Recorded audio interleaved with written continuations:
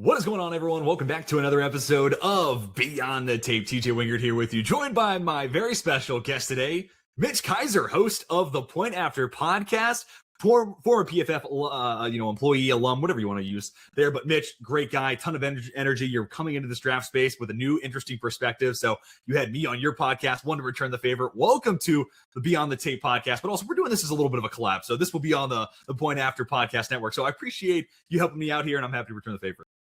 Of course, TJ, appreciate you having me on, man. Yeah, this is a Point After episode as well. So thank you for coming on to collab mock draft Monday. Different draft analysts every week. Last week we had Dalton.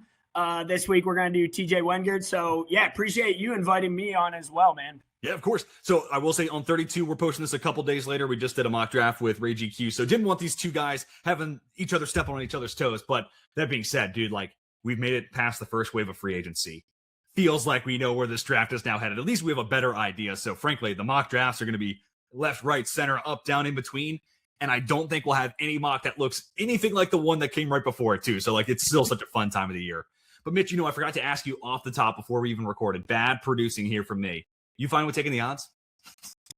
So yeah, no, I can do. I was gonna say I did odds last week with Dalton. I'm happy to take odds again. I'll try, or unless you want to do. The only reason I say I can also take the evens, but then I'll give you the Steelers pick. I just feel like at this point, like Steelers fans specifically, they know where I'm going to take that pick. So it'd be good to have an outside perspective for that. So how about you take I'll take the odds, but I'll give you the Steelers pick at 21 and we'll just give you like 3 straight picks there. Perfect. Whatever you want to do. I can do it. I can try to make Steelers fans happy if you want me to. Oh yeah. Well, especially as a Cincinnati local, we love, man, it's tough. I was really hoping you would take number 1. I just don't know what I'm going to do here. I didn't take Klubnik next week, so. Okay, that makes me feel better. I'll go with Mendoza too. I got to stop with that joke. Klubnik doesn't deserve that. I'm sorry, man. I'm sorry, kid. You don't deserve it. Well, if you were targeting quarterback, that at least leads me in the right direction. I think Fernando Mendoza is the guy the Raiders are keying in on. So let's go with Mendoza 1. Not much to say on that. He's the locked-in pick. Again, I've said it for months. You can order your Mendoza jerseys. However, do you think they will sign Kirk Cousins, or do you think that's all smoke? I mean, frankly, like my comp for Mendoza has been somewhere between Matt Ryan and Kirk Cousins, so I don't hate that. It is kind of funny that is Yeah. And then also like familiarity with Clint Kubiak and that scheme, right? Like Kirk played under his dad, Gary. Gino's now in New York. They don't have that bridge guy. Mendoza also like underrated, perspective of like him becoming a Kubiak quarterback. He had 2 snaps last year under center. And like that offense lives under center. So, maybe it's also just that perspective, like getting comfortable with, a highly paid center now in Tyler Linderbaum. So I almost wonder if that's part of the equation too, just like getting comfortable in this type of setting there too. So I kind of buy into the smoke. And also like he's gotten his bag so many times at this point. Like this is where Kirk goes into modest version of him, right? Like I don't think he's getting another $80 million. Mentor version. He's mentor. So veteran mentor. He's made his bag. So he can take a vet minimum. Yeah. They got the same personalities too. All right.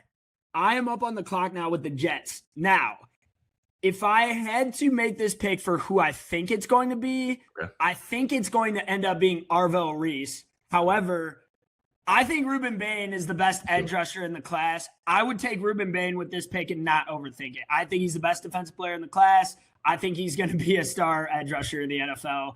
I'm not worried about his tiny arms, man. Flip on the tape. That dude is different. That guy is strong as an ox. Does not great on run defense too. Great on pass rush. Whatever you need him to do, he can do it. Don't worry about the small arms. Watch the tape. Ruben Bain Jr. would be my second pick to the Jets. I love it, dude. I like it a lot. And I mean, as much as it does feel like Reese is kind of the chalk, that's where it feels like the money's going, at least from a betting market standpoint. It feels like that's kind of where the mock draft consensus has come into. That being said, dude, like Ruben Bain, like the 2 stories of last year just went 1 and 2, Mendoza and Bain. Those were the 2 best players in college football last year. So in a lot of ways, this is how this process should work out. It's funny how it ends up. Like you look back at quarterbacks that make it in the NFL. We've had this conversation a couple times of like the ones that usually led their team far in the playoffs, like they kind of end up being good. And not just quarterbacks, but like any position, like 100%. The guys who are doing it on the field on the biggest stage usually are the ones to pan out. And it's like, maybe they shouldn't have overthought it. Like Jack Sawyer, good example from Jack Sawyer. And I know he's obviously not Ruben Bain. He's a 3rd round pick, but like that's a pro player. That's a pro starter in the NFL. But anyway, yeah. And then it's interesting here for Bain because the conversation of is he an edge, is he a tweener, Well, and I think this is a little overblown, the 4-3 versus 3-4. At the end of the day, nickel's the new base in the league. But like for a 3-4, a defense that's moving to try to be more 3-4, like a 3-4 DN might be the compromise there between Bane being full-time edge and being like a D tackle in some scheme. So like that might be the ultimate right place for him in and of itself too. So I like drafting a good football player there. They need pass rush help. They moved on from Jermaine Johnson. I like going Bane there. And my thing versus Reese is Reese feels like you're picking him to become Ruben Bane in a few years. Right. Like it feels like if he develops right and you luck out, he could be Ruben Bane. That's why I would just take Ruben Bane right now. 100%. The floor versus the ceiling argument. The family guy, it could be a boat, argument. Of mystery box. Yeah. Well, this is interesting here. Cardinals at 3. This is an interesting pick. Yeah. I've seen a couple of linemen mocked. I've seen Jeremiah Love mocked. I don't really know what they're going to do. I think I'm gonna go Arvell Reese here, just because this is another team that we're kind of like probably a base 3-4. This is a team where they could use off-ball linebacker, Mac Wilson, Cody Simon, Owen Papo, okay guys. But they also could use some extra pass rush juice. Baron Browning, Zaven Collins, Josh Sweat, BJ Ojolari. It's an okay group, but they're looking for that holy shit guy. So I almost wonder if you could play Reese, kind of like the Jet situation where it's a 3-4. You could play him at off-ball while you're developing that pass rush plan. But then you're hoping by year 3 or 4, this rookie contract window, where you're like, okay, that's our guy. This guy is the face of our defense. He takes it over. And also, as much as I do like Moe Noah here, and if like Reese was the pick at 2, I'm fine with going Francis Moe Noah. I honestly think once we get to their pick at 34, dude, one of the likes of Blake Miller or Max Iannaccio is probably there. So I'm willing to take a shot. I'm not getting a right tackle right now. I'll say we get it a little bit later. I'll go with the upside swing of the bat. I'll go Arvell Reese, and then we'll try to get a tackle there at 34. If we don't have the move up for Ty Simpson, too, because I think that's also, like their quarterback room right now is Jacoby Brissett and Gardner Minshew. I mean, well, hold on here. Long game theory here. Long game theory. They had Marvin Harrison Jr. Could they just be getting Arch to Arizona to do what Peyton and Marvin Sr. did just out the desert? Could that be the long game here? You start Jacoby and Gardner to get there? I don't know. Maybe. Let's leave it at that. I love it, man. I can see it. Titans here at 4. Where do you want to go here? Yeah, this one's tough. I don't know why I can't remember who Dalton took for them. I was literally trying to find the screenshot because we did a mock draft last Monday. I was trying to. It might have been David Bailey, but I want to get Cam Ward, a guy like a wide receiver 1. Let's do it. But I don't know if this is too high. So Jordan Tyson's my number 1 wide receiver. I don't think he will go this high. I think he's going to be the best of the bunch, though, when it's all said and done. I think Carnell Tate will go higher. I don't. You want to go Tate here? I can see it's a fit I've been looking to do in a mock. So, frankly, you're kind of helping me out here. I think you need to get Cam Ward a wide receiver 1. Like, you need to get him. I would take. Carnell Tate, pair him with Cam Ward, 4th overall. It feels a little high for Tate. I don't think that's where he'll go, but they still don't have that established wide receiver for Cam Ward. And I almost think getting that to your young QB is most important this season. You could go edge. Again, David Bailey wouldn't be a bad pick. I love Sonny Styles. I think the world of him. I wouldn't take him that high, but again, if Titans came out of this with, like, if Ruben Bane was there, I'm taking Ruben Bane. Right. But he's not, so I'm going wide receiver to pair with Cam Ward. I think that helps him out. And I love it from a standpoint, too. Like, Jeremiah Love feels like the name that kind of is getting into that spot a lot. But you look at the monetary. They just re-signed. Sorry, go ahead. Yeah. Well, that too. They already have Pollard. They still have Spears. But also, if they bring in Love at the 4th overall pick and what the contract is there, he's one of the higher paid guys at that position. Versus if you go Carnell Tate, even at high as 4, dude, like that's still a bargain if he's as good as we think he's going to be. You bring in Wan'Dale Robinson, that's your slot. Now he's got that physical X, boundary, ball-winning, vertical, plane-winning receiver. Ike Ayumador becomes kind of our Z flexible guy, gadget player then, and Chimere Dike. So I like a lot of how that kind of just shapes up that room a ton. So I actually really like that Carnell Tate pick. And to me, it makes a lot more sense than like Love just from position value standpoint. I think if they didn't need a guy right away, I would go Jordan Tyson. But we'll get to my Jordan Tyson pick. I agree totally. Because I do think he will have the best career, but year 1, there are teams worried about his medicals. So that's why I think Tyson will draft. And the thing with Tyson is, I think you're spot on. If let's just say he misses 2 games in all of his college career, let's just change history. He's only missed 2 games in all of his career. He's probably the number 2 overall pick to the New York Jets. Like he's the next down pick they need. Cardinals, one of them. Yep. Yeah, exactly. And then he's the best route runner in the class. He's the best. Oh, it's not close. Yeah, the flip on the tape for Tyson, he moves different. He separates different than the others. And it's like, as much as I love Cornell Tate, I cannot put him on the same level as Tyson. No, I agree totally. So let me get to the Giants here. So they bring back Jermaine Illuminor. You still could go Moe Noah just to get like a guard in there. I understand the Caleb Downs excitement of that pick, but I'm still fans didn't love the Evan Neal recent. So yeah, I know that. And is he slated? I think he's just gonna be a backup. Who's their starting right now? Let's see. Aaron Stinney with Evan Neal backing him up at right guard. That sounds. Whenever you don't know the name, that's never a good sign. Yeah, and Stinney's that's crazy actually. And then for the back end side, like I get where people are coming from. Like this team needs that's Kyle Hamilton type. I still like Javon Holland. I kind of feel like he's a superstar. I took Downseer last week at 5. So if that's where you're going, I love it. I understand. It's not for a safety. It's not even that. He's a great football player, but I think Javon Holland could be that Kyle Hamilton type. I'm still a big Javon Holland believer. I wonder if you go Sonny Styles here. I know they bring in Edmonds, but like Edmonds has battled injuries. He also has never been really living up to the money I think he's been paid in his career. So could you get both those guys? That's interesting. If we don't go Moe Noah here, what happens to Styles? And then what happens to Moe Noah if we don't go with him here? Do you want to draft a guard at 5 overall? That's kind of like the tough part here. I don't. I think with Sonny Styles. Look, I know they drafted Tremaine Edmonds, but I think Styles is the best non-quarterback in this class. And between Edmonds' injuries, eventually you'll want to move on from that contract. Or best case scenario, Giants fans, you're running a 3-4 and you have 2 athletic freaks in the middle of your defense. Congratulations. That's a good place to find yourself, especially considering the front 7 and where it's been the last 2 years. So I'm going to go with Sonny Styles, best non-quarterback in the class. I like it. No, I think he's going to be an all-pro defensive player for many years to come. I am praying Styles falls to the Bengals, but I don't think. Dude, that would be a home run. Yeah, 100%. All right, number 6. So last week, I think we had them taking Tate. I think Cornell Tate fell here. Okay. I think the Browns will come out of this first round with a wide receiver and a tackle. I don't know which order, though.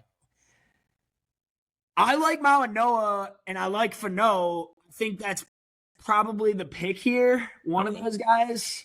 I feel like I don't know, just when I look at their free agency, and again, not to make the pick for you, they signed a left guard, a center. They made a trade for a right tackle. I'm kind of looking at Freeling, and really this is a conversation about, do we think Freeling's worth the 6 overall pick?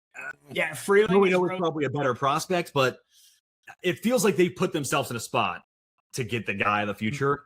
They have to take. It's almost like they're choosing to take the project here. Let's go Monroe Freeling. His combine was dominant, dude. He moved up the board so much, I think that's definitely a Browns pick.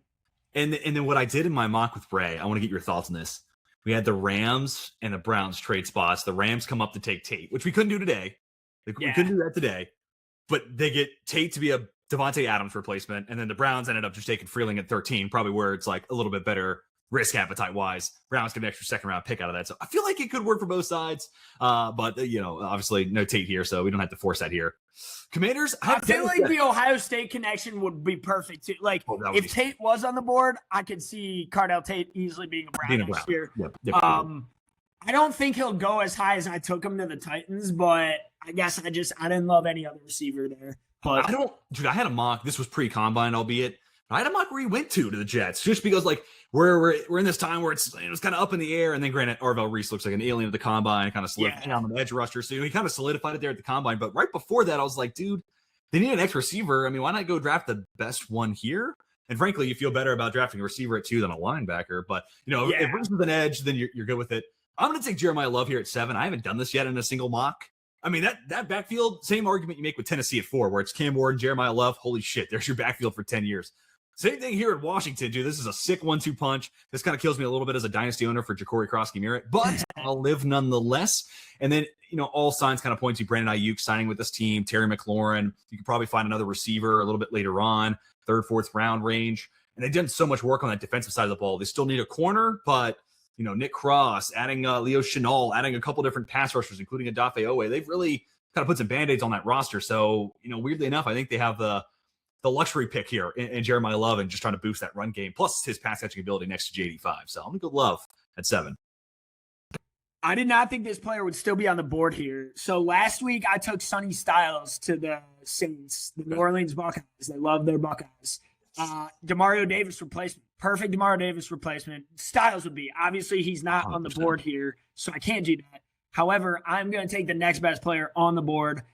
Star edge rusher from Texas Tech, David Bailey. I think David Bailey's a floor raiser in the NFL, and I think he's gonna be a difference maker on that defensive line for the Saints. They need D-line help across the edge, cross D-tackle, wherever. David Bailey's a floor raiser for the Saints. I love that pick. I like it a ton, and especially like 3-4 base defense where you just had Chase Young kind of figure it out last year. If Chase Young can build on that, David Bailey's your other stand-up rusher. I mean, is Kayvon Thibodeau going to be Chase Young in a few years? That's my prediction for like his career ascension. I definitely liked Young more as a prospect. Oh, but Thibodeau was a dog too. I mean, like Thibodeau. I just mean like they were kind of the hyped up edge rushers in college, and they're just kind of subpar stats and a couple, but they've been good, just not great in the NFL, I would say. But Chase Young's starting to come around, and Thibodeau I think can get there too. And Thibodeau was also 21 years old when he got drafted, so we're kind of at that point now where like he's coming into his body's maturity, like peak maturity, I guess. So like I don't think you're crazy for that. Here we go. All right, you're up. Kansas City Chiefs here, man. What do I want to do here at 9? They traded some corners, obviously. But I don't know if that's. Yeah, and the tough part about that is like Spags typically attacks that like 3rd round and later. So like part of me thinks that like it's good to go first round with it, but so you might think this is crazy. Last week I mocked them Mekhi Lemon at 9, and Dalton thought that was like unfair because you're adding obviously Mekhi Lemon to a team that's just signed Kenneth Walker, possibly getting Mahomes back. But it was right after right before the McDuffie trade. So like they would probably go corner now. I don't know if that's what Spags wants to do though, to your point. Yeah. I'm not sure what Chiefs are going to do. I have no idea. What I will say about Mekhi Lemon, I did that once in a mock. I had a good amount of pushback. Not that that's everything and why I stopped doing it, but I think this team still likes Rashee Rice. But that being said, like, dude, if you get any inclination Rashee Rice is not getting a contract extension from this team, draft Mekhi Lemon here and don't think twice about it. A receiver. I mean, Lemon's not even my favorite of the bunch, but like they need to get some pass catchers for the next era of Chiefs football because I feel like every year they kind of brush over a receiver because of what Mahomes can do magic-wise, and it's like sooner or later you're going to need one. So you still could draft a right tackle here. Jalen Moore's on a 1-year deal, so I'm having Moe Noah stare me in the face, and I'm like, that's a pretty good value pick right there. Or Caleb Downs, man. Like Shamari Connor's fine. Dude, if the Chiefs get Caleb Downs and he's just an all-pro safety for them, I think I'm gonna do it. I haven't done it in a single mock yet this year, and this is why I like doing it. You're not gonna let me take him for the Bengals? I know exactly that too. So all right, so the Chiefs are playing defense here, knowing that they'll finally match up with the Bengals again in the AFC Championship game. They're not gonna let them take Caleb Downs. Can't let the Ohio State the Cincinnati pipeline live on. But frankly, I think about how the Chiefs use Tyrann Mathieu. And I mean, Downs is a different player, not as athletic, but he's also bigger. Like, could you use him in that Honey Badger kind of playmaking box safety nickel role? I think you could. So I'm gonna go Caleb Downs there at 9. I like it. Which does make your life absolutely hell here at 10. Yeah, no, I now have no idea who I'm gonna take. I don't like. We were in the same spot with Ray, and not to sway you, but I went Spencer Fana with the idea of playing him at center.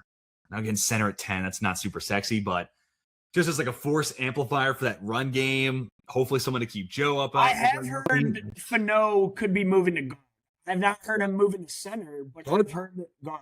So well, he did center workouts at the combine, but either one, frankly, feels like an upgrade for the Bengals. Anything feels like an upgrade on their O-line. I mean, that's what I'm saying. I think you're right. I think Fano is great value there at pick 10. Let's do it, Spencer. Let's go Spencer Fano there at 10. It's only which I like Maui Noah better as a prospect. I have him right higher. I want to make that clear, but he's only right tackle. So, like, I don't think Fano has been – I've heard all the rumors about him possibly playing inside, so that's obviously what the Bengals need. You could probably take any position and they would be fine, but I want Joe to be protected for once in his career, please. And I think like with one defensive pick, probably an interior defensive line in the second round. So last week, from your linebackers. Yeah, what were you saying? Dalton and I did a trade mock. Not all trades, but he traded the Bengals pick into 18 with the Vikings, and we took Caleb Banks for the Bengals at 18, which feels like the most Cincinnati Bengals pick ever. Yeah. So. Pass rush project. But let's just do like Lee Hunter, like this run-stopping big body guy at 41. You're still needing your second-year linebackers who were rough last year to take a step forward, but corners get healthy. You bring in, the corners are the best part of their defense, which is insane. Yeah, low-key Dax Hill and DJ Turner. Yeah. Yeah. And then you get Brian Cook from KC. You can see a world where it's like, okay, the defense is getting closer back to where it's average. So yeah, I feel like Fano at center, Ratledge then at left guard, Reiser on a 1-year deal at right guard. All of a sudden, you look at that interior and you're like, okay, Chase Brown might be able to do something here. So like, not terrible. Yeah, don't hate it. All interior at all. Oof. This pick is staring me in the face, I think. Interesting. I wonder what that pick might be. It feels like you could. I mean, you probably go Moe Noah here and just play him in at right guard. Cole Strange is going. I was looking at Delane or McCoy. I think they need a corner. They do need it. But I wonder what that second round. Now, granted, you can look at this two different ways. Because I also kind of want this team to take a receiver in the second rounds, which easier said than done. They need like an X receiver who moves Waddle off to the Z. How do you think Malik Will's going to do too? Let's talk on that too. What are your thoughts on him? On who? Sorry. Malik Willis. What are your thoughts on? Dude, I'm interested to see where that goes. No, I'm optimistic about that signing. Everything I had heard, it was Arizona or Miami, so I'm cool with either one. I mean, frankly, I'd rather throw the targets in Arizona, but he ended up in Miami. I'm not mad about it whatsoever. Him and Devon Achane, like, sign me up for that backfield all day. And in a lot of ways, I didn't think they'd spent too much on him either. I was kind of worried he might elevate into that $30+ million range. So I'm cool with that. Like he knows their coach or like is following the Packers coach. Or yeah, exactly. Okay. So then, look, I don't think Jamari Sawyer is a great fit there at right guard for a Bobby Slowick wide zone Shanahan-esque scheme. I always saw him more as a gap fit. Also, Jonah Savaiinaea, really rough first year. So I'm going to go with my best player available. I'm going to go CeCe Moe Noah. I like both the corners. Staying in Miami, low moving costs. Yeah, 5-star recruit, staying in Miami. I mean, offensive line jerseys don't sell, but that would be one that would actually get a few off the rack. He probably would, yeah. And then at 42, we can either go corner or we go receiver. But I just look at Jeff Hafley and what he did in Green Bay and all the mock drafts where I was like corner to Green Bay. Like he coached around that. So I almost wonder if he looks at that secondary and he's like, nah, they brought me in here to budget shop at corner. It's all about coaching. Like, I wonder if he might view it that way. That being said, Darrell Baker and Storm Duck is your slated starters on our lads. Woof. That is rough, brother. So that is, we might be going like Chris Johnson, top of round 2 there for them. But I'm going to go with CeCe. What do you think here with Dallas at 12? This is a weird team. All right, I'm doing this pick solely for Dalton Wasserman, who made this pick last week. Oh, I know where you're going. Dylan Thieneman, give me him. Let's go. That's a floor raiser in the secondary, man. That dude's gonna be a player in the NFL. I think Thieneman's technique is phenomenal. I think his ball hawking skills are phenomenal. The guy is tough as nails. I mean, we're gonna get all the like Rodrigo Blankenship comps or whatever they'll say about him coming from Oregon, but flip on the tape for Thieneman. This guy's a stud. I think he fits the Cowboys. That's a little high. Now, I know that's a high pick for a safety, and I don't know if he will go that high, but in honor of Dalton Wasserman, I'm going to do it. Well, Dalton's been on the Thieneman train like all draft cycle, so I'm totally keep the train going. But also, they haven't drafted safety in a long time, and you look at that defense, man, like, they invested at edge, last year in the second round with Ezraku. They have a 20th overall pick. Still had a linebacker, but dude, like, and also Christian Parker coming from Philadelphia where they move those safeties around. They want guys to be able to play in the slot. Like Thieneman in a lot of ways is that versatile defensive back that Christian Parker might be like, yeah, that's my dude. So I think his versatility, I was either going to go him or Delane. Thieneman's versatility gives him the edge for me. I know it's a safety versus DB. I just trust Thieneman a little more as just an overall defensive back over over Delane. But Mansour is fantastic too. I don't think he'll fall too many more picks. That, and then they signed a new player to play the nickel. Hold on, let me pull this up real quick. So I was talking to Ray, who is a Dallas. He's located in Dallas. So one, I'll let you know, this got full applause from Ray. So a Dallas fan did appreciate the Dylan Thieneman selection. They signed Kobe Durant, former Ram. He's a nickel guy. So Jerron Bland probably plays on the outside, and then you have Kalen Carson, Siobhan Ravel battle it out that other outside corner spot. Oh, it's not great. You can still take a corner at 12, but like that's a livable room. The safety spot, I know they bring in Jalen Thompson. He's fine. That's a 1-year deal. I think you can shoot for a higher ceiling at Thieneman's that. Yeah. Speaking of shooting for the ceiling, dude, the Rams have their chips all in. I'm going Jordan Tyson. Do it. Yes. They have the infrastructure, and granted, like DA missed time last year, and he's getting up there in age. You really like for a healthy, long term. This is Tyson healthy plus Puka Nacua. But dude, that's a disgusting receiving core. That trio right now, Tyson, DA, and Puka, they're all healthy. I mean, good Lord, that is nasty. I made a TikTok about this. I literally said on the TikTok, if Jordan Tyson doesn't play a game for you next season, you can still win the Super Bowl if you're the Rams. And the value of that pick would be insane if he becomes anything years down the road. Like, again, the talent is there. 100%. I understand the medicals. I understand the injuries. Watch the route running ability. Watch the catching, the jumping, the just juking dudes ability. The body control and his intermediate route running are very Devontae Adams in and of itself. So it's like that's the guy for him to like learn. Train from him.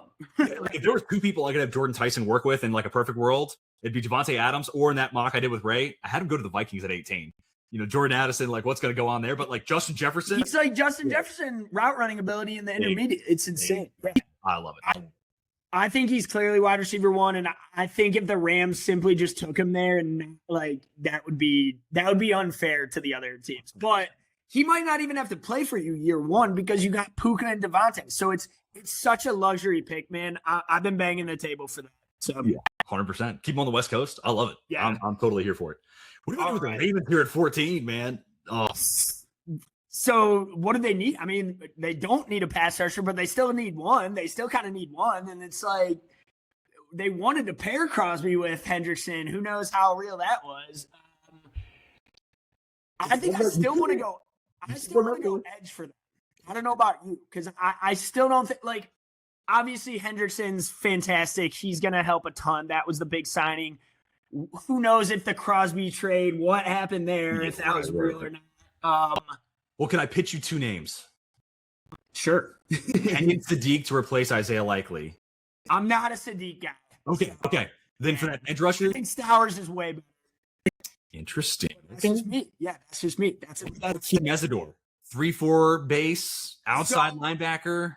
Pair him up with Hendrickson. Mesidor, and I think he's like today, right now, he could play in the NFL and be fine and probably be very good. Isn't he 26 years old though already? He'll be 25 on draft night. But dude, if you're the Ravens, you're trying to win that, man. Do you care? That is true.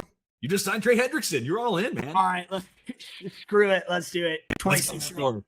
Sorry, that's the one pick. The playoff run was dominant. Like he was insane. He was amazing. And like the shortcomings that Mike Green had last year, like really his inability to play the run, Mesidor brings a lot more of that to the table. So I think, him and Hendrickson. You're trying to win right this year. Yeah, exactly. And the other name you could maybe, I like Kenyon Sadiq as like a Isaiah Likely replacement there, but he is like a mold, the Likely mold. I mean, that's a little bit bigger, a little bit like better inline potential, but like he could be a Likely replacement now, Andrews replacement long term. So that was kind of my thinking there. But Big Ioane would also make a lot of sense. Other people might be in on Sadiq. 14's too high for me. I know he's going to go first round. Yeah. And I think I had him to the Eagles last week, but that was before they re-signed Kaiser. So we'll see where he ends up. But I'm a Stowers guy over Sadiq, but we'll see where that ends up. And dude, Mesidor would have been a good pick here for the Bucs, but dude, look, I know it's not necessarily the biggest area need. Let me double check their depth chart. Like I know they drafted CJ Allen. I don't hate that. Bringing Alex Anzalone though, I don't know if you need it right now. No, it's a bit high for CJ Allen, but it feels fills a different need than what Anzalone brings in the linebacker. But Zion McCollum's up and down. Ben Morrison's injury history scares me. I'm going Mansour Lane here. I'm going to go with Mansour Lane. Cornerback. He might be the best player on the board, so I don't hate that. Yeah. And just like I look at how smooth he is and how technically refined he is, that's an NFL ready player. Like I feel like Todd Bowles would look at that and be like, yeah, that guy helps me win right now. And then, dude, like being completely honest, a lot of my mocks, like the edge rushers available in the second round, Cassius Howell, Zion Young, R. Mason Thomas, Gabe Akers, Malachi Lawrence. R. Mason Thomas is my sleeper. I think he's a top 10 edge. I think he's fantastic. His speed is ridiculous. And dude, if you give them Lawrence in the second round, that's a perfect edge rusher for them. That's exactly what they need. So Delane plus like that edge rush type. I'm earlier in the season when I think Tampa Bay was a little lower on the board on the draft board anyway. Like I had been mocking them R. Mason Thomas. I keep telling Trevor, you got to get R. Mason in there somewhere. Probably second round now, but like total combo type. Trevor is one of Trevor's favorite players. It's too good. Oh, I know. Yeah, he's a buck. He's a buck. Yeah, he would fit for sure. All right, this pick is easy for me. I mean, that's right there, number 15. Mekhi Lemon to the Jets. If he's there, you got to take him. You got to add another receiver to the core. All you got is Garrett Wilson. So Mekhi Lemon, he's not my bread and butter as a receiver, but other people seem to love him, and he just won the Biletnikoff. So the numbers are there. The production's there. Great. It would be a great value pick for the Jets. I think they would sprint the card in if he's there at 16. And then you have the option of you could either run with Adonai Mitchell as your X receiver off rip, or I wonder if they would end up double dipping and like third, fourth round, go get a Bryce Lance, maybe Elijah Surratt falls, or a Ted Hurst, Malachi Fields, one of those. Our guy Fields. Yeah, our guy Fields. Yeah, no, honestly. So, dude, like I'll be honest, like this is another Lions spot. Everything you said about the Bengals, I've been saying about Spencer Fano here for the Lions. Like, you want a Frank Ragnow replacement? Brother, his name's Spencer Fano. But Fano's off the board. I took Freeling last week, but I don't think he'll be there. I took Freeling, but again, that's probably only if he falls. So. Yeah, and everything I've heard, not that it's like end all be all, like words change, but everything I've heard is like, yeah, the pick at 6 is going to probably be Monroe Freeling. So with that, I do think then like no Taylor Decker coming back for the Lions. Yeah. You got to get signed Cade Mays at center, so that kind of alleviates the Fano Ragnow. So I asked Dalton this. I want to hear your thoughts. Do they move Penei back to left, or do they keep him at right? What are they doing? He's the best tackle in football, so it's honestly what does he want to do?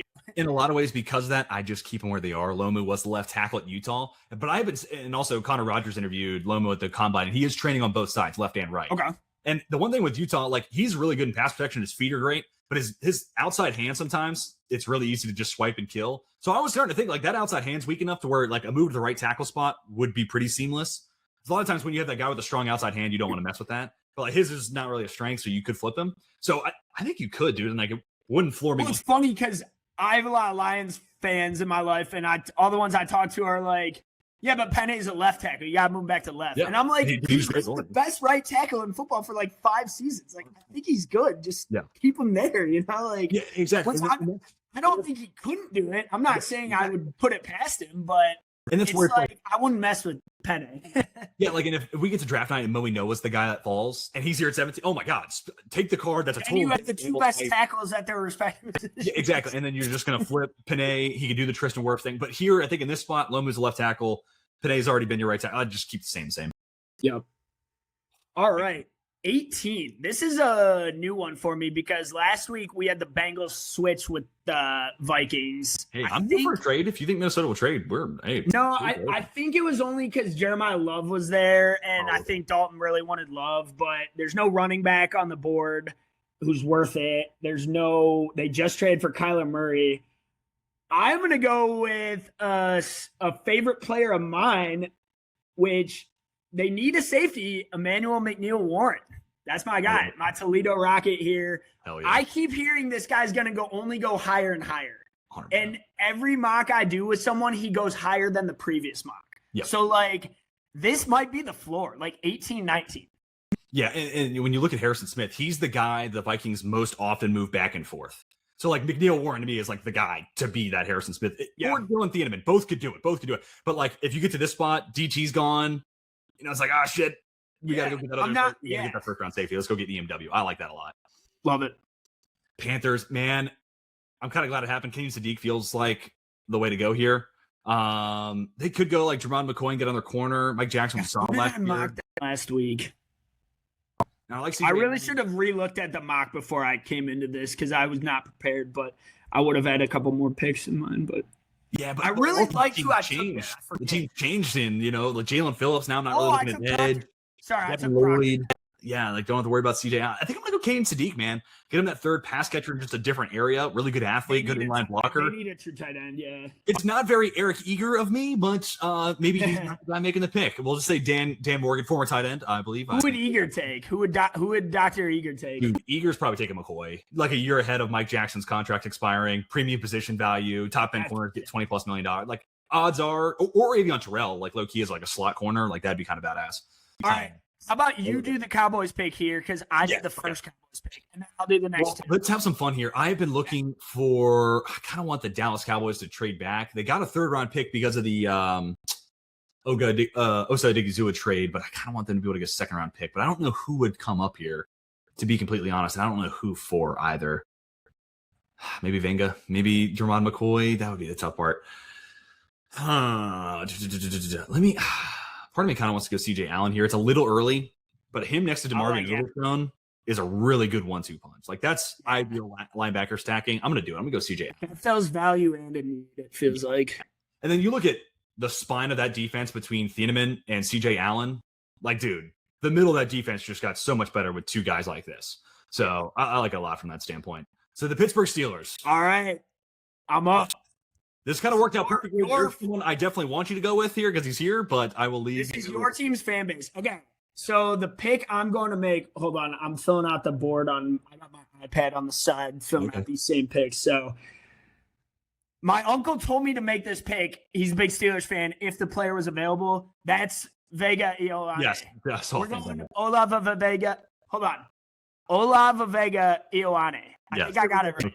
Yeah, perfect. Dude, he's the best interior lineman in the draft class, and it's not even close. Yeah. Unless Fano becomes that in the NFL. But in terms of guard play right now, he's the best guard in the NCAA. It's not close. So take the pick. That's the only need they need. Left guard. They have a big hole at left guard. That's perfect for Steelers fans.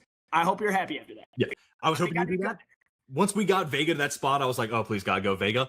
And I think we can have fun with that team a little bit later on. We'll see. We may be picking up the phone for the Steelers. They have 3 third-round picks, so they have ammo to get back in the first round. We'll leave it at that. I feel like the Chargers will be pissed because that's who they would want at guard. Well, I feel like they did a lot of that. A lot of work in free agency. So now they've kind of earned the luxury of just like who's the best player available. I know. I can't believe McCoy is still there. I feel like I gotta go. McCoy would be solid. I gotta go Jermon McCoy. I don't think he'll be there. I don't think he'll be on the board at 22. That's my dude. Tariq Steele, Cam Hart, and Notre Dame fan here. Love me some Cam Hart. But those are like 2 day 3 guys who have exceeded expectations. Go take the upside. I like that. Jermon McCoy. I like that. His 2024 tape was better than Delane's 2025 tape. Yes. So he would have been my CB1. So had he been fully healthy. Here we go. Philadelphia Eagles. This is an interesting squad, especially at this point. Like, if they trade A.J. Brown, like Denzel Boston sticks out like sore thumb. Yeah. Any Georgia Bulldogs on the board. Yeah, right. Bulldog. Christian Miller, that's too hard. Right. Honestly, like, if there's a place to get the best at Peter Woods, like, is it that? Especially if they trade Jalen Carter. Like, could they Peter Woods would be all pro for them in year 2. I mean, it would be insane. They signed a corner. Hold on. Let me pull up their depth chart real quick. I feel like I'm forgetting something obvious. Yeah, Dickerson back for a year. Lane Johnson behind him. I mean, this could be the team that drafts Max Iheanacho just to develop him behind Johnson. It's not a bad idea. I wonder if they still go one more edge rusher. Let me see what edge rushers are available because I'm looking at this edge grade and it's fine. Like Nolan Smith and Jalix Hunt, pretty good guys. Arnold Ebiketie, and then it's like Falk is a project they could try to like develop him for a little bit. I'm not a believer in Falk, but I know a lot of others in the tools he has. Yeah, and they're like a 3-4, so like a 3-4 outside linebacker. Like, but Howell's already that. I don't know. Cassius Howell's so good, but he had the shortest arms like they've ever seen. Right? It's like not a good proxy. 100%. His production was elite. 13 sacks. I mean, someone's gonna take a shot on him. someone's going to take a shot on him top 40. I don't know if it'd be quite first round anymore, but like it's going to happen. 40.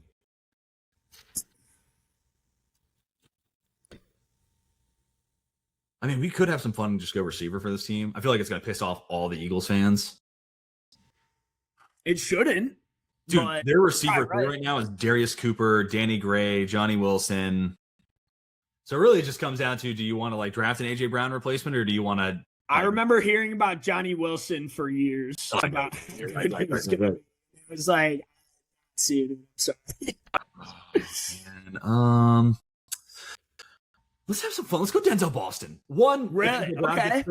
If Brown gets traded, Boston, because I got him a little lower in wide receiver. I'll be completely honest. I have a receiver video coming out later. These two guys are ahead of him.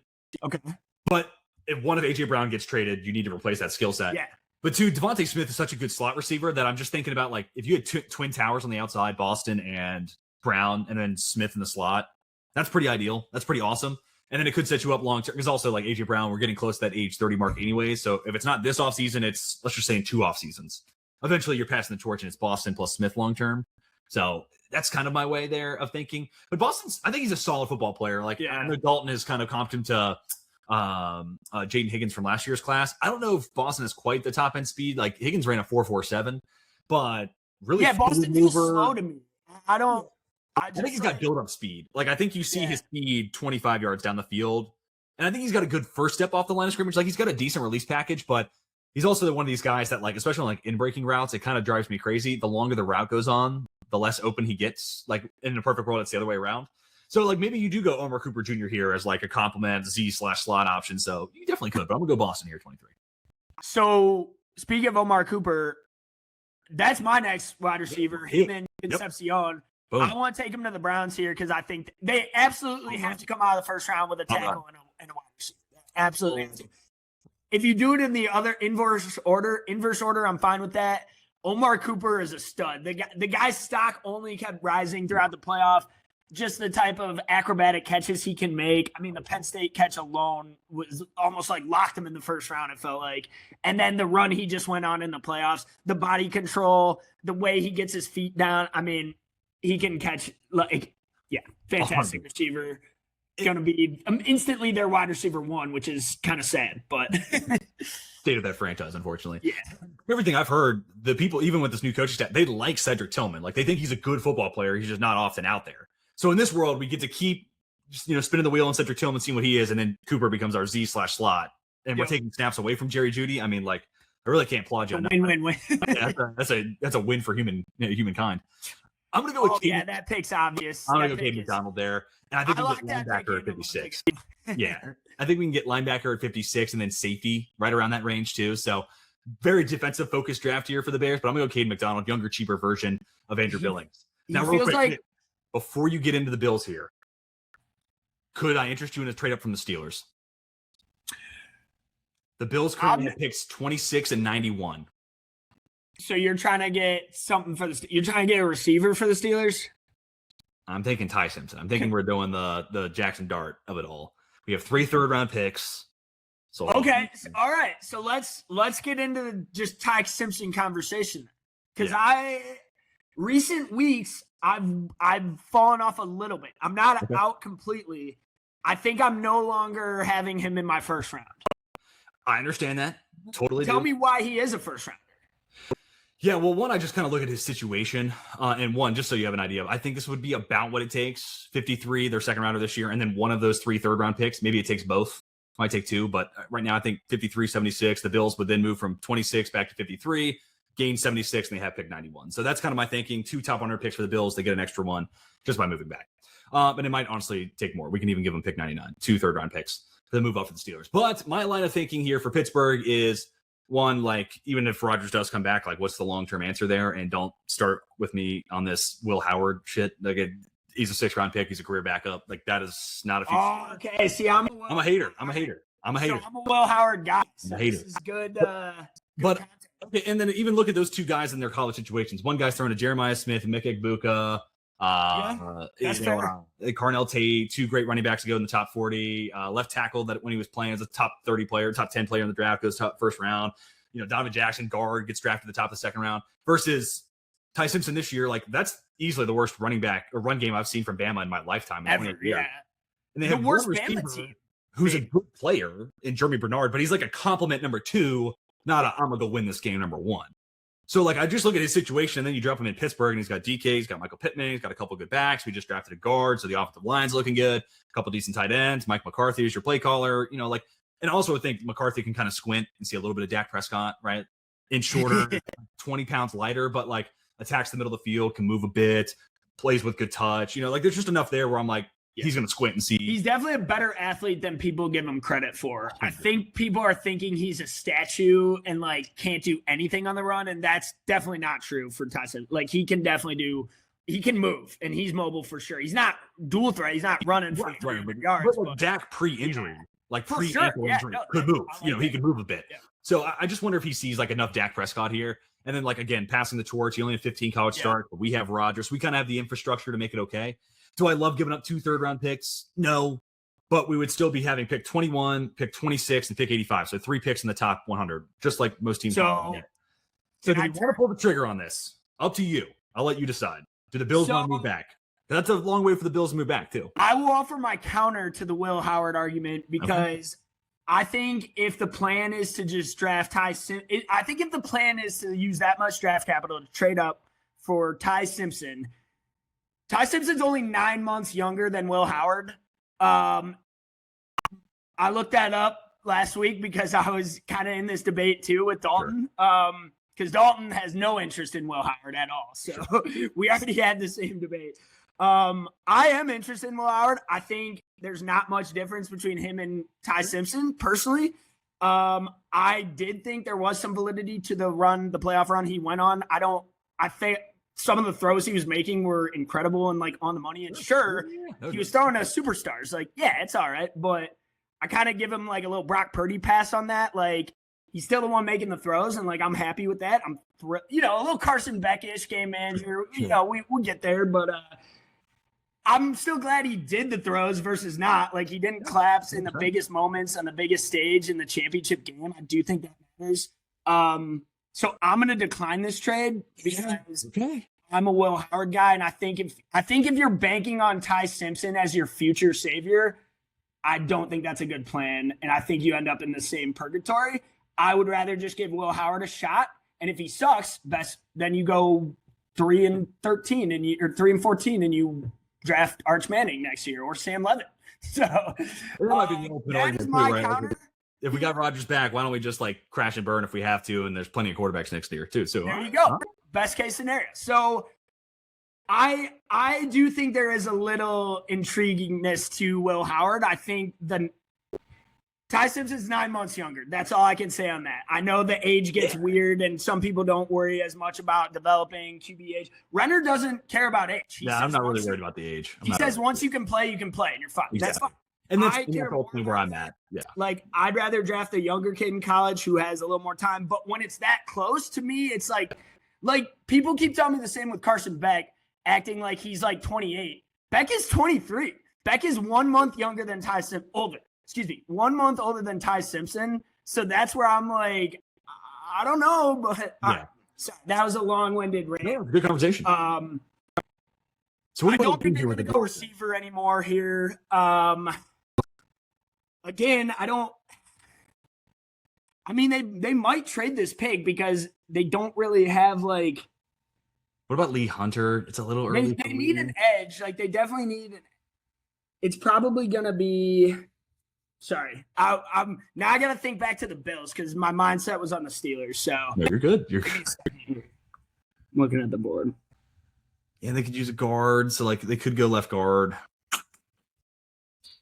It could be a Peter Woods team, even though I think he's falling. It could be a Caleb Banks team. Could be a Caleb Banks team. I think they're looking for like a nose tackle, so that's my only hesitation with those two guys. But that versus Lee Hunter, then do you want to have Lee Hunter be IDL 1 off the board? That's I don't know. They could still go edge too. I don't know. Oh yeah, Joey Bosa's not. I mean, one, he's not. He's old. They did sign Bradley Chubb. I did bring in who's not that great anyway. And then Rousseau, who's flexible. I don't love TJ Parker, but I like him over the other edges here. I don't like Keldrick Falk, and we know Hal's probably not going to go first round. Give me TJ Parker to the Bulls. And hey, look, it feels like a mid pick to me, but it feels like a high floor guy. I think Bills fans are going to wish they took that trade. I'll be honest with you. But that being said, that's fair. Yeah. That being said, this team is looking to win now, and that's a team that should be up 10, in the fourth quarter. So to have a rotation of pass rushers, that is always a good problem to have. This team was looking to win 6 years ago, and they still. So I'm like, I will never pick the Bills to make it far in the playoffs, but that's just me. I'm gonna go with Caden Proctor here for the 49ers. I love Proctor. I'm a believer. It's a lot of minute left guard. And then when the time comes, he takes over for Trent Williams. That's too important position for them. Let him train with Trent Williams every day. They can be like roommates. And it can be Rocky and Creed. And then in 3 years from now, he could be Trent Williams, maybe. Exactly. Exactly. I love it a ton. And frankly, like, if you're going to pay Trent more money, like the mentor role, guess what, buddy? With more power comes more responsibility, buddy. You more money and you're going to be a mentor now. So you're working with Caden Proctor day in and day out. Alrighty. Houston at 28. Yeah. So I accidentally just clicked the wrong player on mine. So I accidentally took Blake Miller to the Niners, which I don't hate Blake Miller to the Texans, actually. Can you undo pick on or using the PFF?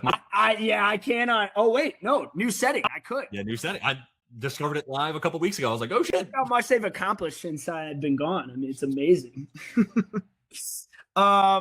So you like Blake Miller here? I like that. Blake Miller, yeah. I think they need help on the O-line. I don't love their O-line. I think it's actually an inferior offensive line, if I'm being completely honest. And they traded Titus Howard, who's another tackle. So let's get Blake Miller. He has been rising throughout the pre-draft process. He has been rising a ton. I think we're going to get a lot of Clemson guys at the back end of round one. Yeah. That's my prediction. You might get like 3 in a row.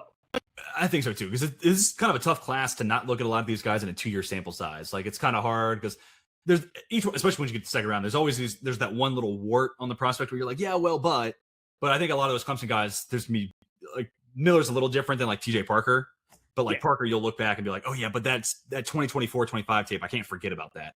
I remember hearing the Super Bowl. The Clemson, I do grain of salt for 2025 tape. That whole team quit on each other for this season. So Miller definitely took a step forward this year, so we don't know what and the defensive players did not. And you look at what Houston could do at 38, defensive interior wise. Banks, Woods, Miller, Lee Hunter, one of those 4 will be there. So like, I kind of love it for scaling their needs, like attacking one before the other. Yeah. Chiefs with Caleb Downs. Whew, that is freaking fun, man. Just want to take a quick look at receiver. I think we could, if we really wanted to, maybe we do like Chris Brazel at 40, and that could be kind of fun. Find that X receiver type. I do feel like defensive line is probably something we should look at here. Could use a little bit of extra pass rush juice. Could also use an interior guy. Could this be the Peter Wood spot? Could this be the team? I think he will go first round still. I still think Peter Woods. And I know they brought in Kairos Tonga, but Woods at his best in Clemson was playing inside and out, played edge and IDL. And they had him at edge 2 years ago, and it was like, why is he at edge? Like, yeah. And the Chiefs did the same thing with Chris Jones. They like literally they were like, all right, 3 years ago or whatever it was like, we're gonna play him at edge, and it was like, he's good, but he's also on the inside. So I almost feel like similar career paths here, and like that could be a place that keeps Peter Woods locked in day in and day out. So I'm gonna go Peter Woods there. All right, Broncos. Let's see now. I had them as a Sadiq team for the longest time, but Sadiq probably won't be there anymore. And I like Stowers, but I wouldn't take him round one. Hey, the last 2 mocks, I went on someone's show, and then we just had Ray on. Each of those mocks, they took Stowers here at 30. So I don't think you're crazy. Yeah, they did. Can I do it then? Bro, all right. I'm a Eli Stowers fan, like number 1. So like, I think he's the best tight end in this class. I think he's the best. Which I don't hate Sadiq. I think Sadiq's fantastic too.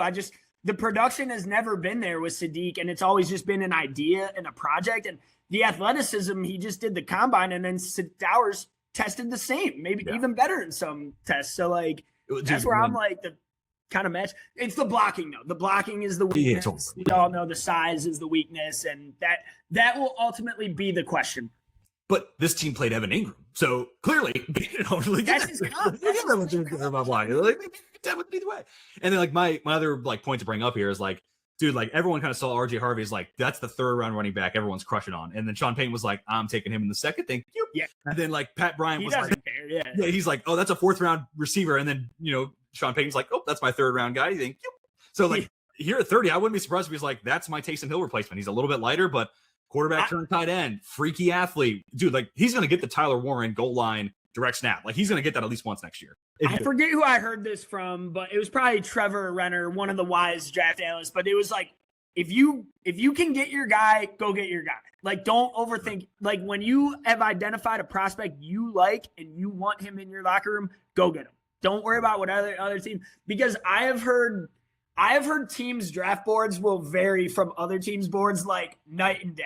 So it's like Dan Campbell's draft board is probably unlike a lot of teams' draft boards, and they probably value other factors that, like the Steelers, I've heard they do a very different pre-draft process. So 100. A lot of fans don't love.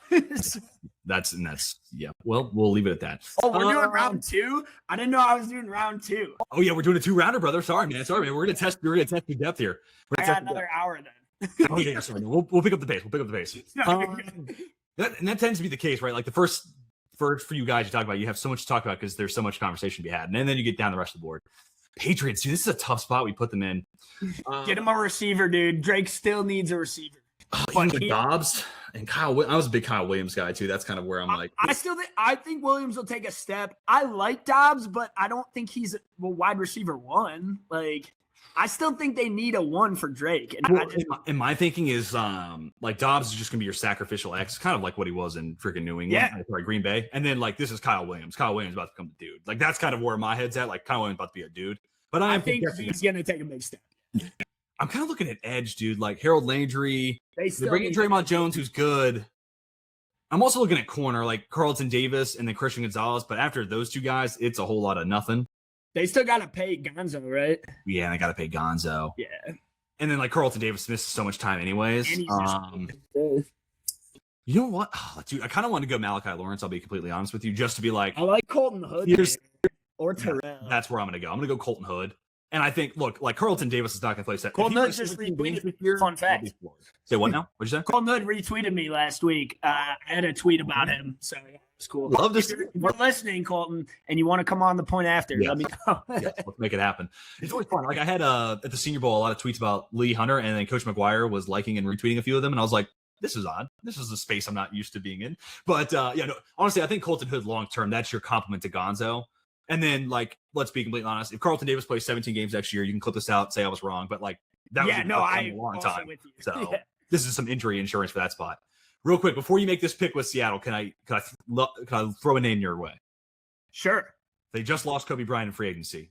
Tell me Avion Terrell is not that same type of. I think that's who I took last week with Dalton. Yeah. Yeah, let's go. Terrell is a first-round corner. He's going to go in the first round. And, like, him moving to free safety honestly sounds kind of awesome. No, I think I think I took a corner. It might have been Terrell with them, or Dalton had Seattle, but I want to say it was Terrell. Yeah, no, I locked that in. And I also like Keldrick Falk because like I was doing some body comp comparison between him and Tank Lawrence coming out of Boise State, very similar. So I wonder, like, one more year of Tank Lawrence, you just let Falk learn behind him for a year, and then eventually you just keep a strength of strength, let that run defense kick ass, and turn the torch over. Oh, man. New York Jets, we went Mekhi Lemon and Ruben Bain in the first round. That's a good first-round haul. Dude. If the Jets come out with that, Dalton would be four razors. That's like Bain and Lemon at 16 would be the most value you could get out of the draft, in my opinion. 100%. So now I don't think you will end up with those 2 players. Let's have some fun here. I think the middle of that defense can get better. I have Josiah Trotter off-ball linebacker 3, but, dude, I think Rodriguez might sneak in the first round. I'm going to go J-Rod there, give them that anchor, the middle of the defense, playmaker. I'm going to go J-Rod there at 33. Dude, he's getting higher on draft boards. I love that he's raising because he's the guy that people overthink, and it's like, oh, shoot, I only did a 1-round mock draft on mine, so I'll just have to follow yours. Yeah. Follow my screen. Do we want to go with that right tackle here for Arizona? I think they need low moving costs, right? Low moving costs. Exactly. Cardinals have wanted. I heard so I wrote a lot about Arizona State this past season. That was my team. Like I think preseason I was in Levitt and Tyson and I didn't think he was going to be the, turn into the tackle that he is, but Sure. so I was watching a lot of their football early in the season and reading up on them, and Cardinals fans were raving about Tyson earlier in the season, how that's who they want. Be a little high at pick number 3, but if somehow they ever got Jordan Tyson, I know Cardinals fans would be thrilled. But over them. Ionicher, I got it right. Ionicher, yes. Yeah, nailed it. They would be thrilled with that too. So there you go. Man, Tennessee. I got to go edge here. Okay. I don't know, man. I feel like Jermaine Johnson, Femi Ladejo, Jacob Martin. Scroll down the board a little. Yeah, no, totally. What do we think about interior offensive line? I was just looking at their guards and centers. Here, let's look. Yeah, I'm looking at their starting center right now. They did Jermaine Johnson. Yeah. Their starting center right now is Austin Schlottman, and their starting right guard is Cordell Volson, who I know you can speak plenty on as a former Cincinnati Bengals. So I'm almost like, dude, do you go center or guard here? I haven't done that. Show me the rest of the interior alignment. Oh yeah, here you go. I got you. I'm gonna put the tackles in here too, just because there's a couple Jennings as a guard to me. That's too high for Connor Liu. Sam Hecht is awesome, but dude, that's also he's another riser. I wouldn't rule it out, man. I really wouldn't. Dude, him and Slaughter are my 2 favorites. Sam Heck and Jake Slaughter are my 2 favorite my 2 favorite centers. I'm here for that. Let's go Sam Heck. Yeah, I like him more than Emmanuel Pregnon, I guess, for where that's drafted. I know he's lower on the big board, but but totally. I think Heck and Slaughter are the 2 best centers in the class. How about that? That's my take. Sam, that might be way too high at pick 35, but I don't know, man, dude. So I feel like I just saw. I think NFL SC they had him go second round. I can't remember to who. Maybe Cincy. They might have done it here at 41. To be completely honest with you, in their NFL SC mock. So he's rising. He's a big time right. And also interior offensive line is kind of hard to gauge. Sometimes you'll have you'll have a Cole Strange, where it's just a team. And if you have a wide open need that, the Steelers have a huge hole at left guard, so it's don't overthink it. You gotta 100%.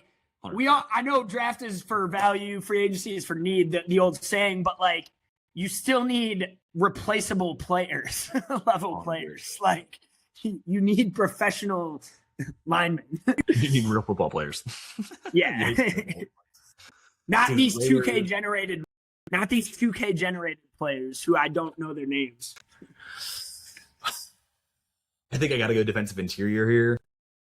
Their safety room's a mess, but that's a little early. They'll take Caleb. I feel like Banks will be gone by now, which is why he I think they might go here. Let's do it. He's polarizing, but I feel like some team's gonna fight. He's the guy this whole process, and then he breaks his foot again, and it's just kind of I hate to say. Do you take Sonny Styles here? We took Styles at 5. Yeah. All right. Go back. Let's see. Oh, we still got KC on the board. Maybe I could have done. Yeah, I mean. They added some receivers. They lost Wandale.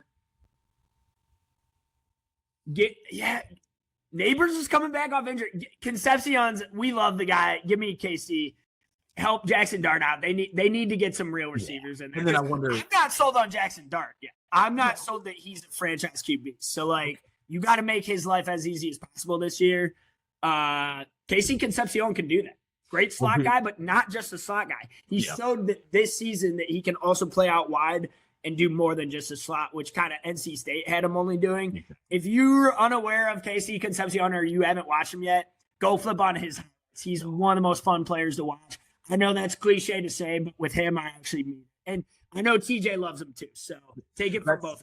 That's the old 2-for-1 drafts sin right there. Hashtag fun to watch. So come on, Mike and Austin get on with you gotta take it. No, I do think save your lives. Save your lives. There it is. KC played 65% of his snaps outside last year, actually. So no, everyone just thinks he's a slot guy. It's he can do it. And I think you just double down, you take a big body X and you draft Bryce Lance in the 4th round. And okay, there's our sacrificial. Yeah. Concepcion plays the Neighbors is all world slot stuff. RPO heavy offense with Matt Nagy. I think KC would be badass there. Houston, I'm gonna go Christian Miller. Dude, this multiple ball of clay for D'Amico Ryans. The one spot where I think they can use some improvement is the middle of that D line on the run defense side.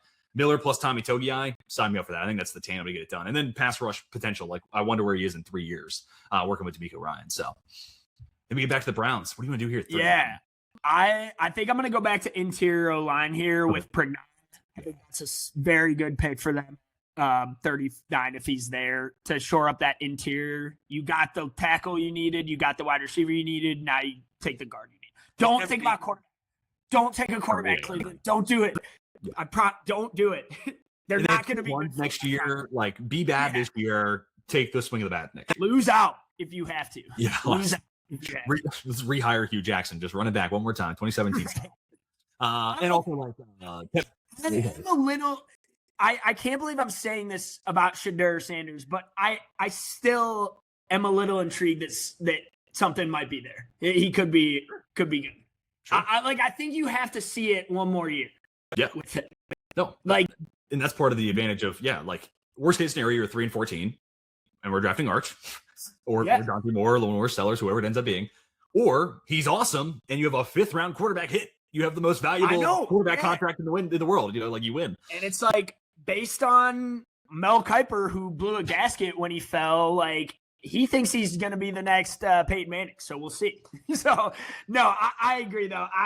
I thought Sanders showed enough to be intrigued enough to see one more year. That's probably the worst compliment I could ever give a quarterback. But it's like, it wasn't bad enough to give up yet.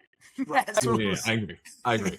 And then for the Pregnon pick there, too, like, Tevin Jenkins is, I think it's only a 2-year deal, like low cost. Yeah. So like they could easily be. You need as much talent as you can get on that O-line. 100%.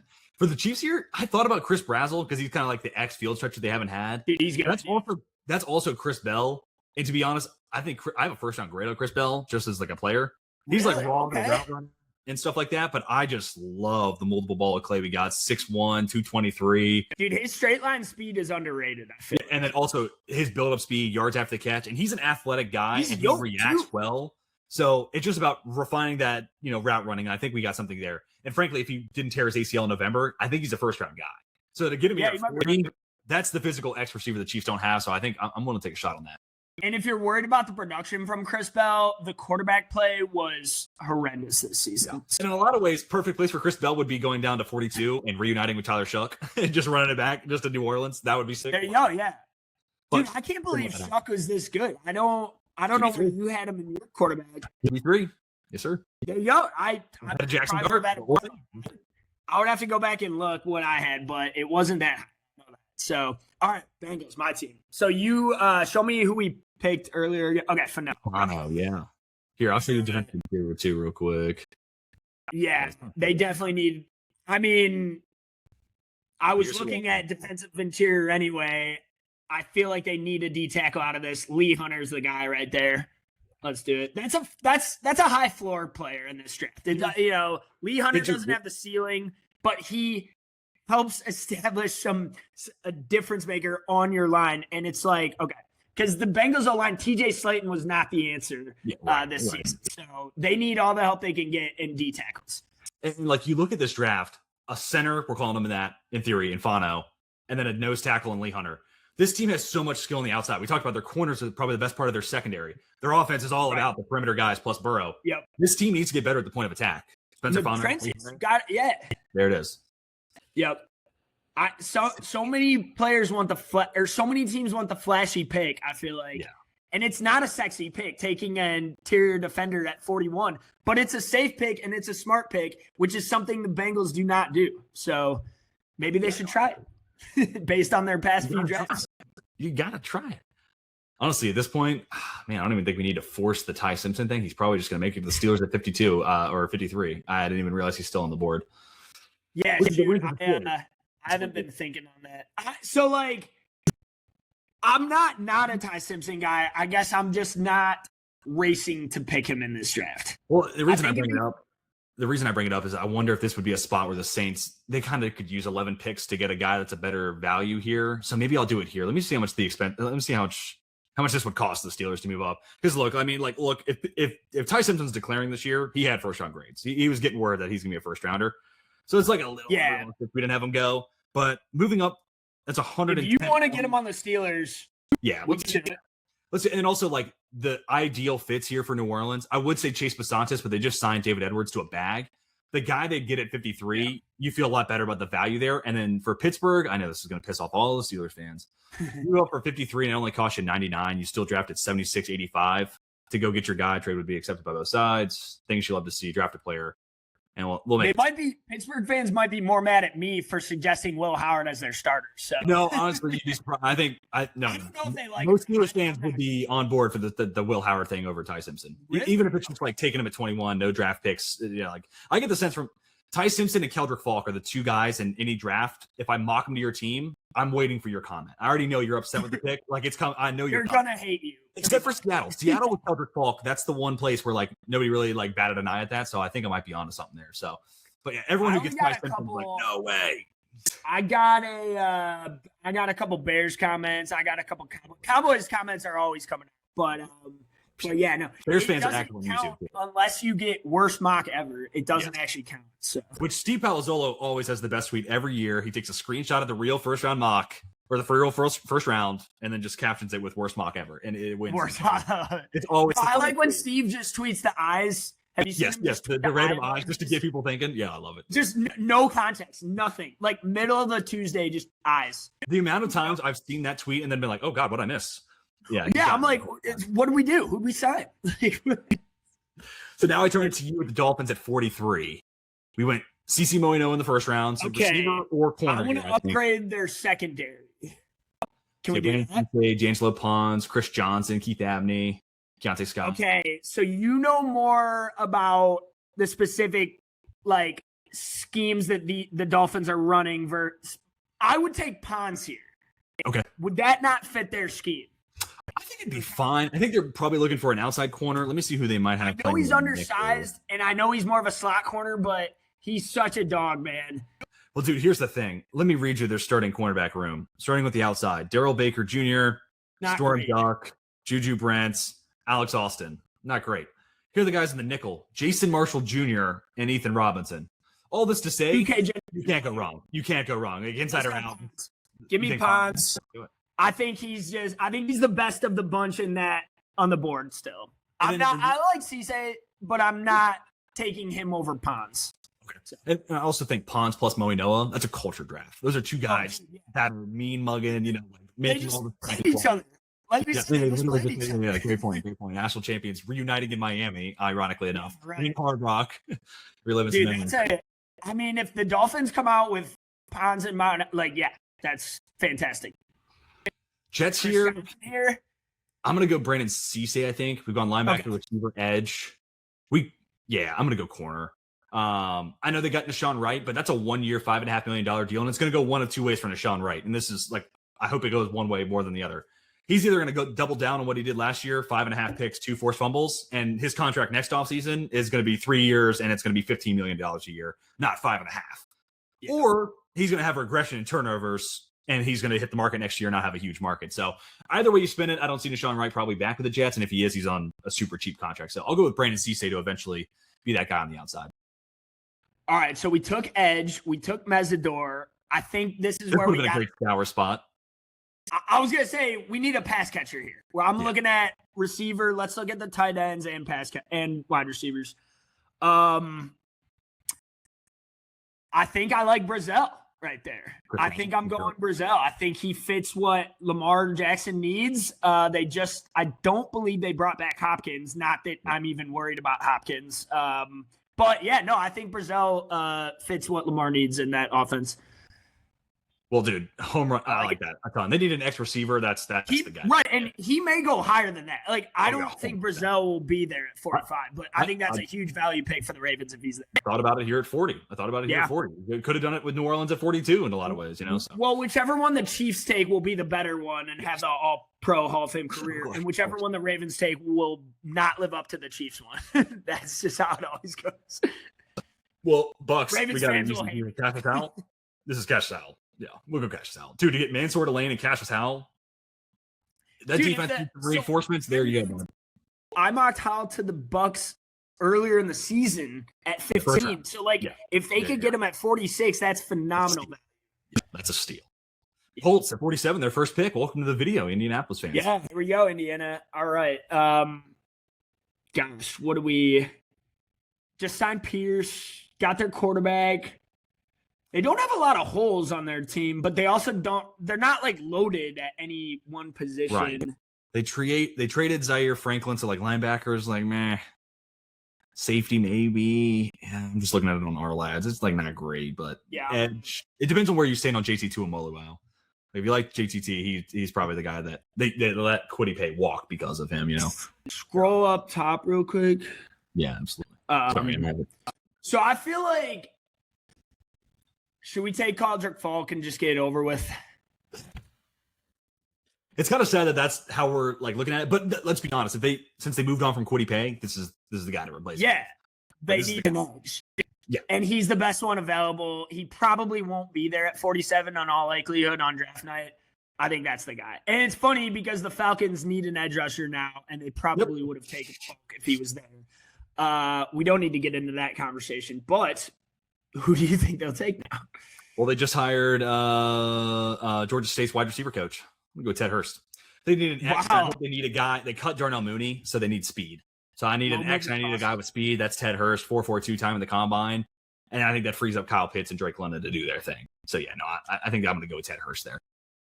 All right, 49. Is this too high to take another running back now? Ooh, interesting. What running back do you have your eye on? So show me the running back board, because Price and the Coleman and the Penn State guys will be the next one. Mike Washington, I'm not too familiar with. Oh, man. Price is RB2. I'm never a reach for running backs guy, but they desperately need one. And Price is good enough for me to do it at pick 49. I'm okay with it. Yeah. ADP 56, let's do it. Jadarian Price. I like it. That's been a spot where I've given the Vikings running back more often than not. Yeah. I think you could also take one at what's their next pick, like 76 or something like that, 78, somewhere in that ballpark. But no, I like Jadarian Price. And like, dude, they brought back Aaron Jones, but it's a revised contract. Anytime you revised contract, the end is near. You know, like I'm not worried. I'm not worried about him taking carries from Jadarian. And the big thing, I think this sets it up to where like Jordan Mason would be your short yardage guy. Price would probably get a bulk of the work, and then Aaron Jones would be your pass catcher. So that kind of segments everyone to where they like probably need to be. Lions, we went Caleb Lomu. I'm gonna go Chris Johnson. Oh, I could also go Zion Young. Actually, I'm gonna go Zion Young. Chris Johnson would be a good corner. They need an edge, dude. They need another edge. Dude, did you see the clip of Zion Young, the Auburn overtime game where he's doing the coin toss? Yeah. Drinkowitz made a joke about it. That's a funny video. Tell me that dude is not a Dan Campbell type. Tell me that man is not a Dan Campbell type. So Zion Young at 50. And then Jennings Dunker in round 3. Oh my God. The one-on-one between those dudes.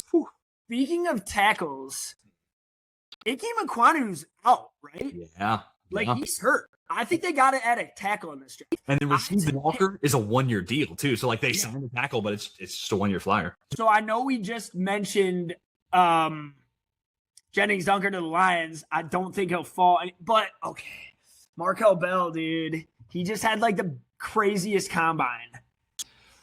Interesting. Him going here, but that's too high though. He won't go this high. But I didn't think Anthony Belton would go 52.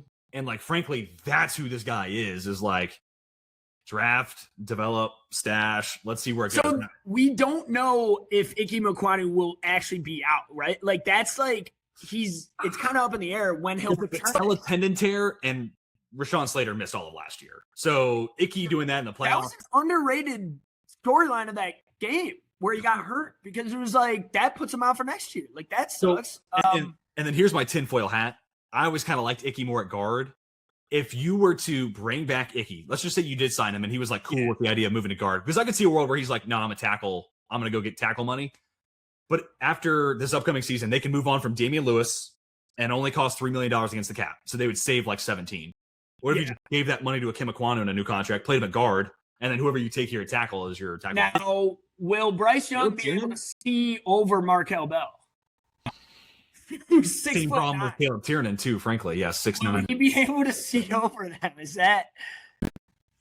That's Bell? I can't believe Dunker's that high on the board versus Not that I don't I like him as a guard. I like him as a guard. Can I? You could also Chase Besantis has fallen. What else could we do here? Show me the insurance. Show me the interior line. You could use a nickel, Keontae Scott. Like I don't hate that. Tone setter. That's tough. Can I see the guards? Yeah, absolutely. I know where I'm leaning, but so the rest of their O-line is good though. It's solid, and you, like you said, he can move. Icky to guard, yeah. I want to take Markel Bell. Okay, let's do Markel Bell. I know that's insanely high, and he's on the big board 101, but this dude just had like the craziest combine right there. Yeah. For 6'9", like 370 pounds, just monster. And like I said, and his numbers were great. He gave up no sacks, no pressures in the playoff, no pressures allowed to Indiana. The only game he struggled in the playoff was Ohio State, and that's against that defensive line. So, like, I trust the tape. I trust the athletic testing. I trust that Miami offensive line, and regardless this year. I think that's a great pick. I know that's high, but it's a need, and it could be good value too with Ike Mekwanu out. So. No, I like it. And that's the other thing about this is, again, Rasheed Walker's on a 1-year deal. So Markel Bell's not seeing the field in this situation. This is very much the Anthony Belton pick. We're going to draft. Oh, it's a future proof. Yeah. Or like George Morgan, another Green Bay pick, ironically enough, with them on the clock. And the tools he has as a left tackle is great. Yeah. So I like it. So Green Bay here, Keyshawn Nixon, Carrington Valentine. They bring in Benjamin St. Juste. It's like, okay. This team could use edge, to be completely honest with you, because I think Van Ness can be a guy that collapses inside, and Mike is still out. Right? Yeah, but then like, dude, even when Micah was out there, like Rashawn Gary was a ghost of himself. So Malachi Lawrence is fun. If we want to go for some guy, or R. Mason or Malachi Lawrence, that's the question. What do we want to do here? The problem is, like, neither one of them are really a 4-3 fit. Really, it's Gabe Akis. Akis would be the 4-3 guy. So let's go Gabe Akis. Let's be reasonable. As much as it'd be fun as hell, it's just to let Malachi Lawrence loose on a fool. But I'll go Gabe Akis. Experience playing with his hand in the dirt. There's that Rashawn Gary replacement.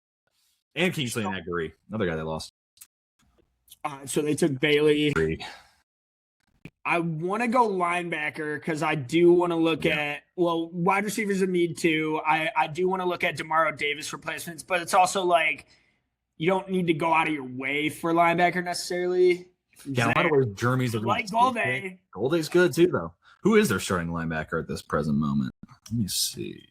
Pete Warner and Keaton Ellis. It's like all right.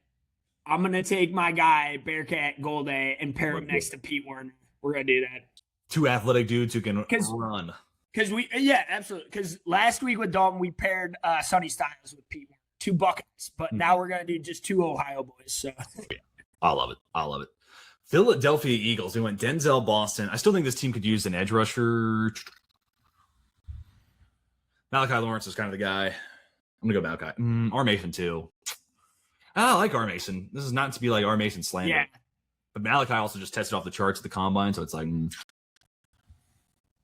Derek Moore's fun too. I can't believe Romello Heights fallen a little bit. But I guess I kind of like him as like a late third, early fourth. But definitely he's not quite the athlete, but yeah. I'm going Malachi Lawrence. I'm gonna ride the hype train.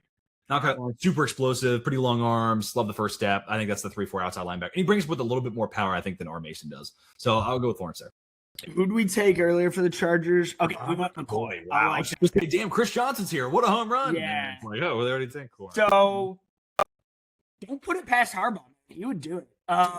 So Harbaugh loves the trenches, though, and he loves building the line.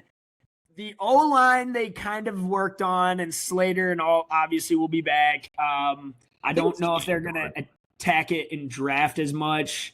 They still need, Yeah, I think Besantis might. Yeah, they need a guard because I thought they were going to take Vega in the first round, but we swooped in at the Steelers and took him. So Besantis, yeah. Trevor Penning at one guard spot, Cole Strange, Ben Cleveland backing up the other. Like, yeah, we'll go Chase Besantis there. They need replacement level players. Jaguars. I really like Grayson Holton for this team. That has been one that I just like can't help but mock that one nonstop. What I will say is Chris Johnson is also very tempting. Monteric Brown's back. And then Travis Hunter going to be playing corner. That's right. Linebacker's also a huge need. Ventrell Miller and then Foyese Aluakun. What linebackers we got here? Josiah Trotter. Trotter could be fun. I'm a big Trotter guy. Kyle Lewis, Senior Bowl star. Do you like Kyle Lewis? Kyle turn and run. More of a nickel, yeah. Yeah, honestly, more of a nickel corner, to be completely honest. Let me see that D-line one more time. Devon Hamilton, Eric Armstead. You're like, ugh. I can go Grayson Holton. I just love Grayson Holton. They ran the 4th most stunts and twists last year. Him plus Eric Armstead on the inside, Trayvon Walker, Josh Hines Allen, all the gamesmanship they run up front. His first step, his quick hands. I'm okay. Holton. I might take back-to-back Sooners here. And I know we may be double dipping on the D-line, but this player is too good. I think R. Mason Thomas of the Bears here at 57 is fantastic. If you can get him and Caden McDonald on your D-line, that maybe like raises 2 more wins for your team as the Bears next year. Because they address the O-line, you rework the O-line, you got everything. You got Bradbury in as center. Not great, but again, he's a fine player to starting center. And now you just need to reworkshop the defensive line, and you're potentially a Super Bowl contender. That's my prediction for the Bears. I think the Bears are going to be in the NFC title game is my prediction. And I think shoring up the D-line gets them there. What do you think? I like it. No. I mean, this is a team that's peaking, right? So you're kind of like jumping on that wagon right at the right time. So no, I'm here for it. Completely and totally here for it. Because the next pick, if R. Mason was still there for this team, he may go to Shannon, but had to take him to the Bears. Yeah, and you still could like go get an edge rusher for a little bit of depth. Mike Hill plus Nick Bosa. I'm kind of looking at some of these slot receivers. They got Mike. They got Slick Rick. They still need receiver. Yeah, like Jeremy Bernard is your slot. That's just like a floor raiser right there. Yeah, and I keep using that phrase, but also like Kamari Ramsey to play some free safety for this team. Their safety spot to me kind of leaves a lot to be desired, and they really mostly have a lot of box safety types. Marcus Siegel could play over the top. I think honestly we've kept Jeremy Bernard on the board too long, so I'm gonna go Jeremy Bernard. Get him a complimentary receiver. Probably play him in the slot right away. Good blocker too. Yeah. I think that plays right away. So I'll go with Jeremy Bernard there, 58. He's a high floor, low ceiling wide receiver, but he knows how to play. And if you're looking to win right now, 3 years in college. It's that easier. Yeah. His production was great in college. He was what people wanted Ryan Williams to actually be this season. Yeah. Yeah. And it's like, I know they're different receivers. Williams more the vertical downfield threat, but Jeremy Bernard just gets it. And I know that's like cliche, but it's like he is one of those receivers that just put the ball in his hands so he can make plays happen. So exactly. Totally. All right, Houston. We went O-line, right? Yeah, we went right tackle and defensive interior. All right. I think they need interior line still. And the line is not great. Is this just where your I like Slaughter over. I was gonna say Connor Liu, but I like Slaughter over Connor Liu. Okay. If that's your I do think center is a long-term position to get better. Let's do Slaughter. I'm taking Slaughter over Connor Liu because he's more of a project. Slaughter has actually done it for multiple seasons on end in college. I believe he's had like an 80 pass blocking grade for PFF for the past few seasons. Highest graded center in the country, 79. Okay, close. But that's the overall grade. The pass blocking grade this year, 84. Fantastic numbers, fantastic protection numbers. I have Slaughter over Connor Liu. I know most people have Liu as their top center. Myself, I'm taking Slaughter. I like this pick. And part of the reason I think I might lean towards Liu is this gap grade. He's got a little bit more power to his game than I think Slaughter does, but you can't go wrong. And I think center is the position to need. And there's nothing saying they're going to stick with gap for the rest of their lives either. So they just need to raise the floor of that offensive line because that O-line is terrible. And that's been a theme. We've been saying that a ton this video, but like especially with the depths of the O-line and in the trenches on the defensive side in this class, like you're going to see a lot of that. And their defense is set. They don't need anything on that end. Oh, Chicago Bears. So they bring in Kobe Bryant to play free safety in that other safety spot still. Oh, they're right back up. Wow. I'm going to go AJ Hall. This is the DJ. Halsey, yeah. I'm going to go Halsey to be that box safety to go off of Kobe Bryant. Also, he's a turnover machine, and now he gets to coach by Al Harris. And wherever Al Harris goes, the turnovers follow. So I actually love that pairing there, coach to player wise. All right. So before last week, I would have addressed corner and secondary for the Rams because they did not have Trent McDuffie, but now And they do. Could go like Keontae Scott because they did let Durant walk. They low-key still need one. Yeah, like they low-key still need secondary. It's not bad, but I've thought about tackles for them, but I think like they're not super, like their O-line's okay. It's not super old, but it's also not super young. Let's go Keontae Scott. I think you need more talent in the secondary, and I still think their corners on an island were pretty bad last year. And I know they replaced him. Obviously, Trent McDuffie's the superstar. He's going to be great, but Keontae Scott's more of a slot corner, so I think that fits a need and plugs a hole for the Rams, who have the least amount of holes of any team in the NFL, in my opinion. I think they have the least amount of weaknesses. I think they're in prime position to win a Super Bowl next season.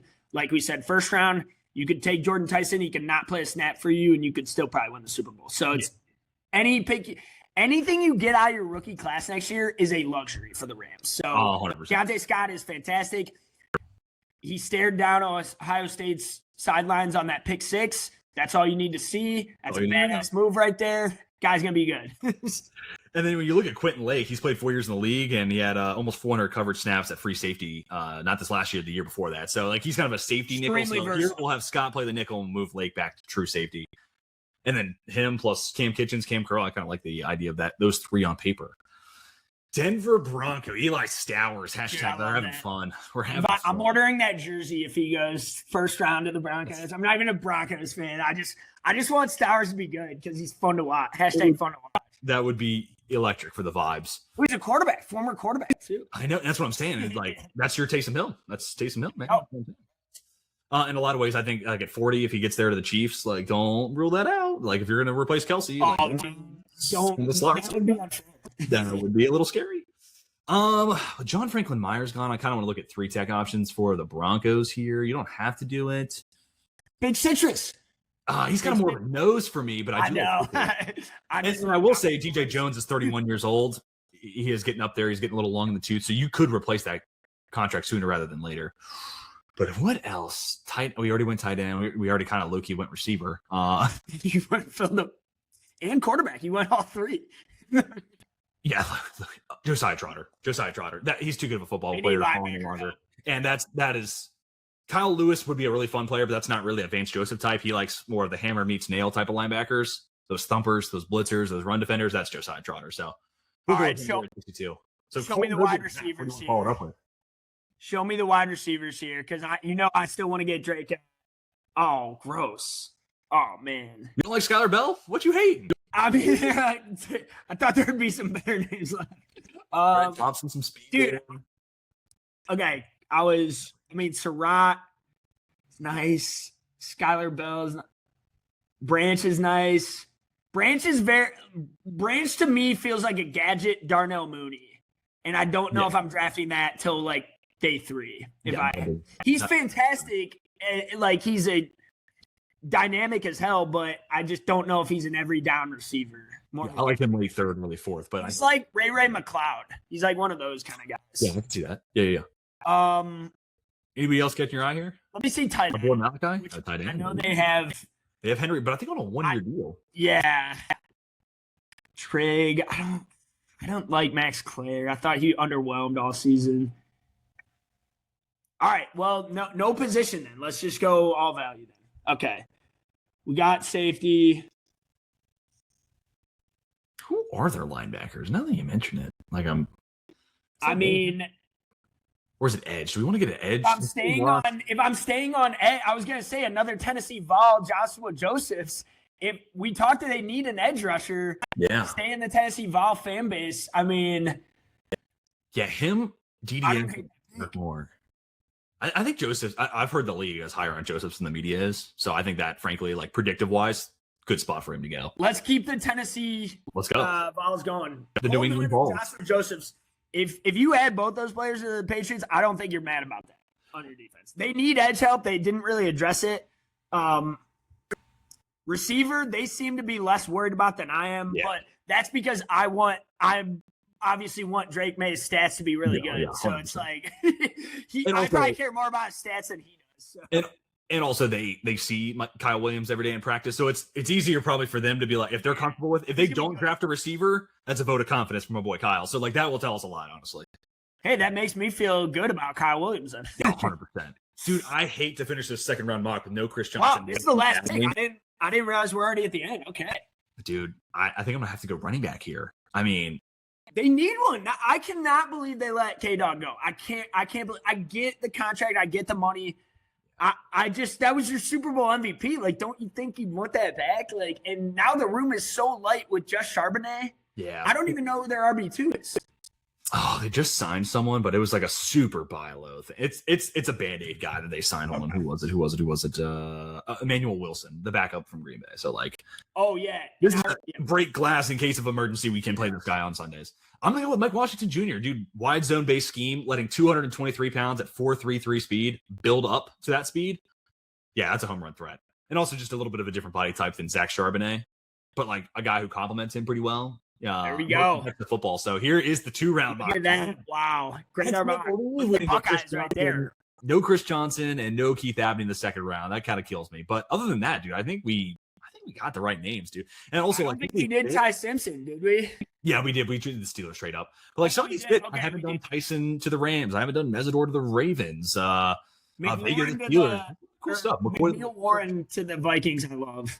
Emmanuel McNeil Warren, yeah, 100%. Stowers to the Broncos, riding the hype train. I love it. Absolutely. Avion Terrell to be that Kobe Bryant replacement. Like I did that a couple times. He will go first round. I'm confident in that. I had said that a couple times before free agency, like he's a good Kobe Bryant replacement. So I'm kind of loving that we're following up on that. Yeah. J-Rod. Oh, there we go. J-Rod go. Okay. Yeah. And I guess I missed the time. Or I remember the conversation. I guess I missed when you actually selected him. Okay. At that point, we moved up for just 1/3 instead of 2/3. So it felt like an easier bullet to swallow. And then in turn, so you are like, as a Steelers fan, you're all in. You want him to be the franchise guy. It's like all in is a scary word to use per se, but like if your options are Aaron Rodgers and nobody else, and Aaron Rodgers and Will Howard, or Aaron Rodgers plus Ty Simpson at 21, I think we have the infrastructure to make Ty better. I mean, in a perfect world, really what would happen is something kind of like what we did, Vega here at 21. And then we could trade up later for Ty Simpson. That would be ideal. Yeah. Because otherwise, I don't know what we're going to do. Ty Simpson in the second round, I love. I know he likely will go first round. I think like draft analysts have a first round grade on him. I'm kind of like, I'm not reaching for him, but I think if he falls into your hands, like, yes, I do think he can be good. And like you said, I think he did a lot with less at Bama, and that doesn't get talked about enough. Like how bad that Bama team was compared to teams past that they had. So I do give Ty Simpson the benefit of the doubt on that for sure. And that's where, and apparently there was some report going out today the Steelers really like Mac Jones. But that's where, like, dude, comparing those two as prospects, it's not even apple. Because no, I don't see that. I mean, like from a play style, yes, sit in the pocket. I think Ty's more athletic. But like, dude, Mac had Waddle, he had freaking Devonta Smith versus inept run game, Jeremy Bernard, and nothing else. Josh the box scores that Mac Jones was putting out were otherworldly. Like if you go back and look at his just stats that season, it was not. It was like Burrow's season. It was legitimately on par with Burrow's Heisman season. Those are the two best college football teams in history, in my opinion. Yeah. I think that could be debated forever, but I think those two, 2019 LSU, 2020 Bama, are the two best for me. So load them up in NCAA. I got to see the head-to-head. I got to see who comes out on top. That would be a great game. Yeah. Well, Mitch, dude, I really appreciate you taking some time joining the show here. I'm glad we got this up on the Point After the podcast feed too as well. But, dude, just for my audience at least, where can the good people find you and your great work? Yeah, so you can find me on Twitter at Mitch-Kaiser6. I think it's just Mitch Kaiser 6. Sorry, I should know that. Mitch Kaiser 6 on Twitter. The Point After with Mitch Kaiser on YouTube, Spotify, Apple Podcasts, wherever you get your podcasts. And yeah, so that's where to find me. And appreciate you letting me come on as well. And I will be posting this on my Mock Draft Monday today. And yeah, appreciate you, TJ. Yeah, absolutely. Of course, man. And for those people watching on the Point After feed, follow us over at 32BeatWriters. If you're a fantasy player, you probably already know us. But 32BeatWriters, we're on YouTube, we're on X. Good time to come subscribe over the website as well. So all that, plug. But awesome. That is going to do it for this 2-round mock draft. Mitch, you're the man. Let us know your thoughts down below in the comment section, or feel free to DM us. Our apps were on the screen, so feel free to do just that. But until next time, we are signing off.